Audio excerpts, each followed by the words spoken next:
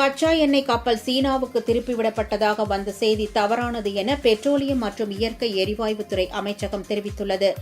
இது தொடர்பாக அந்த அமைச்சகம் வெளியிட்டுள்ள சமூக வலைதள பதிவில், பணம் செலுத்துவதில் உள்ள சிக்கல்கள் காரணமாக இந்தியாவின் பதினார் துறைமுகத்திலிருந்து ஈரானிய கச்சா எண்ணெய் சரக்கு கப்பல் ஒன்று சீனாவிற்கு திருப்பிவிடப்பட்டதாக வரும் செய்திகளும் சமூக ஊடக பதிவுகளும் தவறானவை என கூறியுள்ளது.